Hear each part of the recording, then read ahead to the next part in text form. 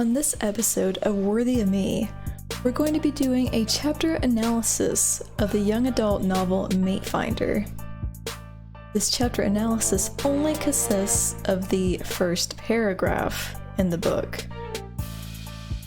All links will be provided in the description below. And thank you to Brandon from the band Ocean Lux for the background music. Werewolves, facing the threat of extinction, desperately seek their mates to bear young. Aurora, a human far removed from the supernatural world, is nearing her own end after being fatally injured in a car accident. Kai, an alpha werewolf, lurks in the nearby trees watching her bleed out. He chooses to save her the only way he knows how, by changing her. No one is prepared for what happens next. The tides turn in favor of the werewolves. The Matefinder has been found, and she is more powerful than anybody ever imagined. But is she prepared to be the most hunted werewolf in history? Let's start with the dedication page. For every woman who has ever had to fight to be who they were destined to be, this book is for you. The dedication page is before the novel even begins. The fact that the author couldn't bother to spell check this section alone, that's at the start of the book, speaks volumes. You know what you're getting into the moment you see it. Now, I'm not saying this book is terrible, but this is to be expected from an amateur writer. Thus, expect amateur writing, because obviously they didn't go for an editor here at all. Or the both of them just completely missed this. Now we'll take a look at the first paragraph of the first chapter, Changed. My black Jetta's headlights lit up the dark night as I crept my car up the winding road that led to Mount Hood. My roommate had convinced me to take a break from my hectic life and go stay at her parents' vacation home on the mountain. As I pulled into a gas station to grab a coffee, the dash clock said it was near midnight. The hour drive to Mount Hood from Portland was making me fall asleep. Let's look at this paragraph as a whole. There are two things we don't have yet. First, we don't have our main character, or MC's, name, but that's okay. We won't always get the name of a character at the start, and we're not always meant to. Second, we don't know the MC's gender. With the second one, we can kinda guess at it with the information provided. They have a female roommate, and most guys don't typically have the opposite gender as a roommate. But if that's not satisfying enough, the female roommate is allowing her MC to stay at her parents' vacation home. Again, not many females will tell a guy to go to their parents' vacation home, and most parents wouldn't be very okay with it. Therefore, our assumption is that the MC is female. It's all based on what we're given with no facts, but it makes sense from what we're told. What we do get out of it is that they're driving at night in a black car on a winding road. That basically foreshadows a wreck right there.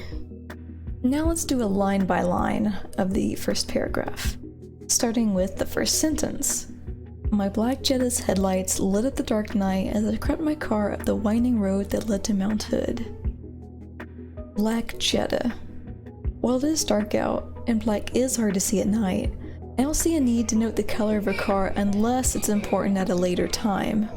As mentioned with the possibility of a wreck, they could describe her car's color and someone may recognize it as hers. Otherwise, even a black car at night is going to be noticed by someone else because headlights are a thing. Dark night. Dark doesn't exactly need to be here, and it certainly goes against the fact that there's nothing around, because she comes up to a gas station out of apparent nowhere. Night is also part of the setting, which is good to have at the beginning of a novel, or any story. Wreck my car. This signifies she's being cautious, but I wonder if she's being overly cautious? Most people create their car on a road that's one lane, meaning people going forward and people going back are using the same lane, or same road. You have to be careful because wrecks are possible. However, it seems our MC is on a regular road, and the only hazard is it's winding and it's nighttime. As long as it doesn't say she's speeding, we can assume she's going the speed limit, so there's no real reason this word is here. Winding road. There's nothing wrong with winding specifically, but the word is mentioned several times in a short amount of pages. Up the winding road. The main road, single lane and winding. Lying by the winding road. We get it. Mount Hood. This simply establishes a place, so we have our setting. It's night and we're on a road toward Mount Hood. Second sentence. My roommate had convinced me to take a break from my hectic life and go stay at her parents' vacation home on the mountain. Roommate. Keep this in mind for later. If something happens to our MC, then she's going to have someone know of it and either contact authorities or figure out where she is. The same goes for the fact that the MC's friend's parents might know her as well. Hectic life. Since it's stated here that her life is hectic, I'm hoping that it's expanded upon later in the story. To state this here and dismiss the facts later is bad news for characterization. Parents' vacation home. I could be completely off here, but it seems with a vacation home, the MC's friend's family is on the richer side of the spectrum. Or, at least, they have more money than the MC does, because she doesn't have her own vacation home to kick back and relax at. Whether this is vital information or not, I have no idea, but it's just another setting of where she's headed to while she's out on the road. Third sentence. As I pulled into a gas station to grab a coffee, the dash clock said it was near midnight. Gas station. Seems her MC knows how to teleport because nowhere did she notice any kind of civilization, and remember, she's on a winding road at night. Gas stations have lights that you'll notice in the distance or that you're coming up on.